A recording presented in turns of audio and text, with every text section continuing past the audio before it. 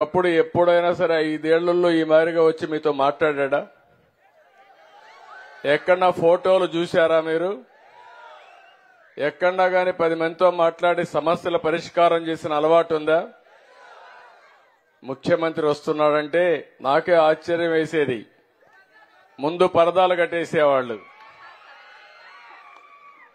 అక్కడి నుంచి ఆయన ఆకాశంలో తిరిగినా హెలికాప్టర్లో వచ్చినా కిందన చెట్లన్నీ నరికేసేవాళ్లు. అంతేకాకుండా ఒక కర్ఫ్యూ వాతావరణం పెట్టేవాళ్ళు. బలవంతంగా డాక్రా సంఘాలందరినీ లాక్కొచ్చేవాళ్లు. ఇష్టం ఉన్నా లేకపోయినా మీరు రావాలి, రాకపోతే రేషన్ కట్టు, పెన్షన్ కట్టు, నీళ్లు కూడా కట్టు అన్నమాట. బలవంతంగా మొబిలైజ్ చేసేవాళ్లు. నేను టీవీల్లో చూసేవాడిని. మీరు ఇంటికి పోవాలి, సాయంత్రం అయితే పాలు పిండే పరిస్థితి వస్తుంది, పితికే పరిస్థితి వస్తుంది, వంట చేయాలి. మీరు పోవాలంటే పోనీయకుండా చుట్టూరు కందగాసు వేసేవాళ్లు. నాకైతే అవన్నీ చూస్తే ఆశ్చర్యం వేస్తుంది. అందుకే అందరూ కలిసి ఆ పార్టీని భూస్థాపితం చేయాలనే పంతం పొంది మొన్న ఎన్నికల్లో చరిత్రలో నేను ఎప్పుడూ చూడలేదు అలాంటి విజయాన్ని సాధించి పెట్టారు. ఈరోజు ఇది ఒక కూటమి ప్రభుత్వం. కూటమి ప్రభుత్వంలో మేము ఒకటే నిర్ణయం చేసుకున్నాం. నేను గాని, మా మిత్రుడు జనసేన అధ్యక్షుడు పవన్ కళ్యాణ్ గాని, ఇంకో పక్కన బీజేపీ పార్టీ జాతీయ స్థాయిలో నరేంద్ర మోడీ గారి నాయకత్వం గాని, ఇవన్నీ కూడా మీరు ఒక్కసారి చూస్తే ఏ విధంగా పరిపాలనలో మార్పులు వచ్చాయో మీరే గుర్తుపెట్టుకోవాలి. ఈ 100 రోజుల్లో నా అనుభవాలన్నీ ఒకసారి మాట్లాడతాను. ఈరోజు నేను వచ్చినప్పుడు 3 ఇండ్లకి వెళ్ళాను.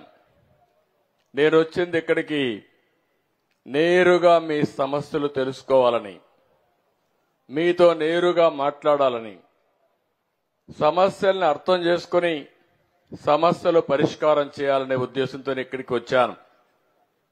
ఇప్పుడే మొట్టమొదటిసారిగా పటాస్ కజావలి ఇంటికి వెళ్లారు.